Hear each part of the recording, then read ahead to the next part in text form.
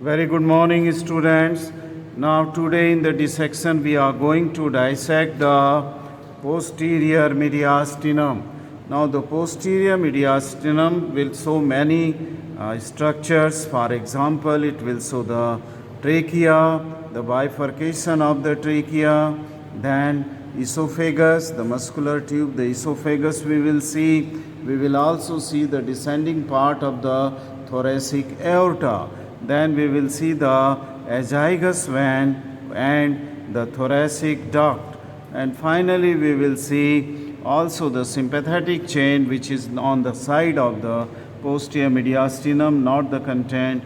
And then we will see the branches coming out from the aorta, that is the posterior intercostal artery.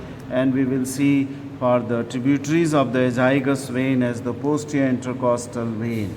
Okay.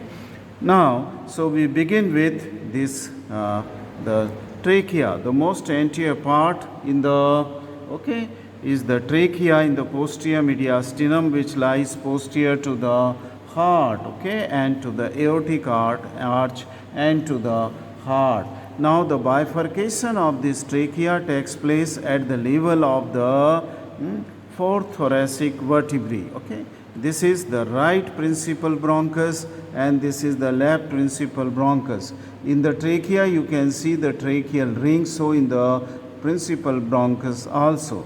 If you will see the posterior aspect of the trachea, then it will show the presence of the flat trachealis muscle. See that I have just showing you the posterior aspect. This is the bifurcation, and here you can see that this flattening is there. That means this cartilaginous rings are not complete, they are deficient posteriorly, which is bridged by the presence of trachealis muscle.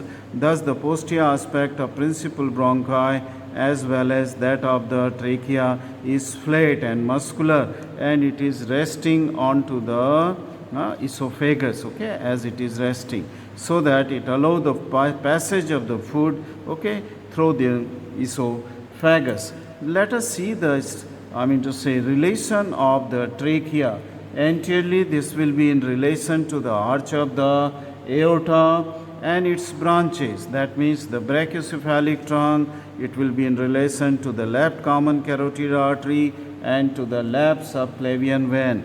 This will be also in relation to the brachiocephalic trunk, and the left brachiocephalic vein as it will cross, Now, posteriorly, this trachea is in relation to the esophagus. As you will see that this is the esophagus, the muscular tube.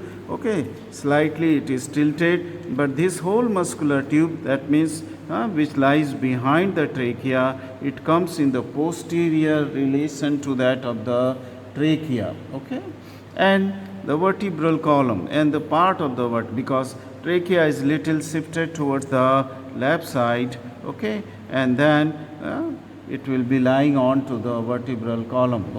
On the right side, the trachea will be in relation to that of the azygous vein. This is the cut portion of the azygous vein, which I cut as it was entering into the superior vena cava while removing the heart, because I removed the heart along with its great vessels taking origin from the arch of the aorta and with that of the superior vena cava. So this is that portion which will lie onto the anterior to that of the trachea. We are hooking around the right, root of the lung. Hooking around the.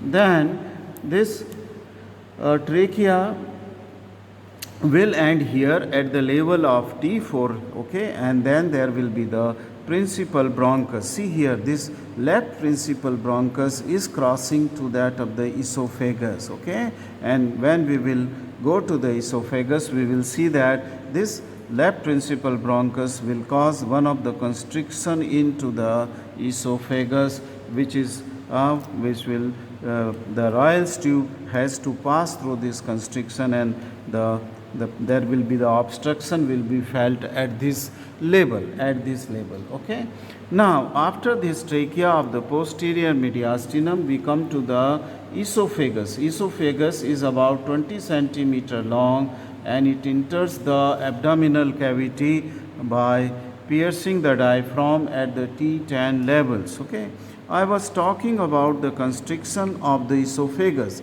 See, this is a long muscular tube which is coming from the oropharynx and then it is going to the stomach. See this, usually it lies collapsed. Okay, its lumen is star-shaped and anteroposteriorly collapsing is seen into this esophagus. When we come to the constriction, we will see that the first constriction here in the thoracic region will be because of the arch of the aorta. Okay, that will be and this arch of aorta constriction lies about 9 centimeter from the incisor tip.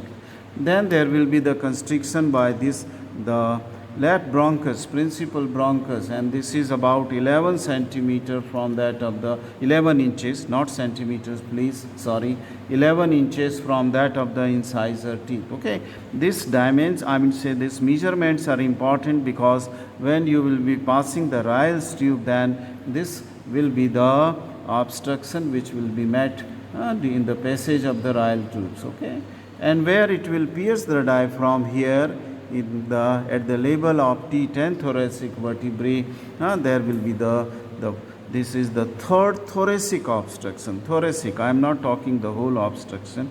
First is in the initial at the neck itself, and then this will be the about 15 inches, okay, from the incisor tip. So this will be the if you go to the relation of the esophagus, the relation of the esophagus will be that here anteriorly lies the trachea. It is crossed by the left principal bronchus is anterior relation. Posterior relation will be I will lift this esophagus from the side and will show you that this flat tube will have the posterior relation here onto the vertebral column as it is crossing towards the left, inclining towards that of the left side. It is lying onto the vertebral column, and then intervening are the azygous vein on the right side. See, deep to the esophagus, if I remove this azygous, this is that azygous vein is present posterior to that of the esophagus,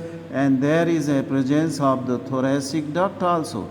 You can see this this tube, this is the thoracic duct which is going into the neck onto the left side, okay, from right to left. So these two important structure, that is the azygous vein and thoracic duct, will be onto its posterior relation, okay, posterior relation. And then much more onto the left side, the esophagus is lying onto the descending thoracic aorta. So posterior relation of the esophagus are onto the descending thoracic aorta. So we completed two organs, trachea and its principal bronchi, and the esophagus in the posterior mediastinum. When I will come back after a few minutes, I will tell you the other structures.